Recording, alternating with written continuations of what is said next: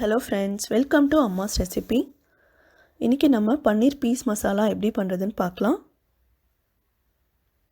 இதுக்கு நான் 1 கப் பச்சை பட்டாணி எடுத்திருக்கேன். இது ஃப்ரெஷ் பட்டாணி. ஸோ ஒரு 10 நிமிஷம் சுடு தண்ணியில் போட்டு வச்சா போதும். இப்போ ஒரு பேனில் கொஞ்சமாக எண்ணெய் விட்டுட்டு ஒரு பெரிய வெங்காயம் அதை கட் பண்ணி சேர்த்துக்கோங்க. 4 பல் பூண்டு, 1 இன்ச் இஞ்சி அதையும் சேர்த்துக்கலாம். 4 முந்திரி பருப்பு, 4 பாதாம் அதையும் சேர்த்துக்கலாம். நம்ம இதெல்லாம் அரைக்க தான் போகிறோம். ஸோ ரஃப்பாக கட் பண்ணிங்கன்னா போதும். இப்போ வெங்காயம் லைட்டாக வதங்கினதுக்கப்புறமா நான் 2 தக்காளி சேர்த்துக்கிறேன். தேவையான அளவு உப்பு சேர்த்துட்டு இது நல்லா வதங்கினதுக்கப்புறம் ஸ்டவ் ஆஃப் பண்ணிவிடுங்க. இப்போது ஆறுனதுக்கப்புறம் மிக்ஸி ஜாரில் மாற்றிட்டு நல்லா நைஸாக அரைச்சி எடுத்துக்கலாம்.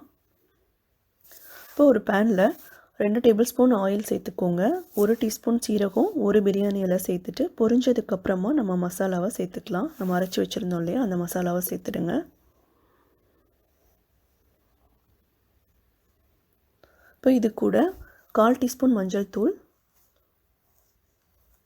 1 ஸ்பூன் மிளகாத்தூள், 1 ஸ்பூன் மல்லித்தூள், 1/4 டீஸ்பூன் அளவுக்கு கரம் மசாலா எல்லாத்தையும் சேர்த்துட்டு நல்லா மிக்ஸ் பண்ணி விட்டுடலாம். இப்போ இது நல்லா ட்ரை ஆகிற வரைக்கும் நம்ம வெயிட் பண்ணணும்.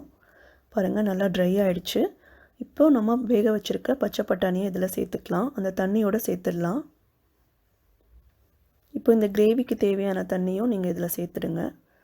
இப்போ தேவையான அளவு உப்பு சேர்த்துட்டு இதை ஒரு 10 நிமிஷம் நல்லா கொதிக்க விடலாம். இப்போ 10 நிமிஷத்துக்கு அப்புறம் பார்த்திங்கன்னா நம்மளோட கிரேவி நல்லா ரெடி ஆகிடுச்சு. இப்போ இது கூட நம்ம பன்னீர் சேர்த்துக்கலாம். இது வந்து நான் சேர்க்க போகிறது ஹோம்மேட் பன்னீர். அதோட லிங்க் வேணும்னா நான் டிஸ்கிரிப்ஷனில் கொடுத்துருக்கேன், பார்த்துக்கோங்க. நம்ம இன்றைக்கி 200 கிராம் அளவுக்கு பன்னீர் சேர்க்க போகிறோம்.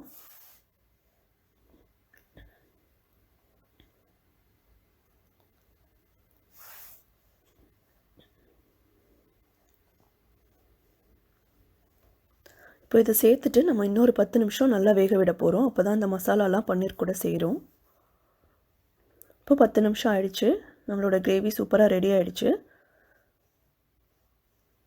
இப்போ இது கூட கொஞ்சமாக கசூரி மேத்தி சேர்த்துட்டு நம்ம ஸ்டவ் ஆஃப் பண்ணிடலாம். இன்கேஸ் கசூரி மேத்தி இல்லை அப்படின்னா நீங்கள் கொத்தமல்லி தலை பொடியாக கட் பண்ணிவிட்டு அதையும் சேர்த்துக்கோங்க.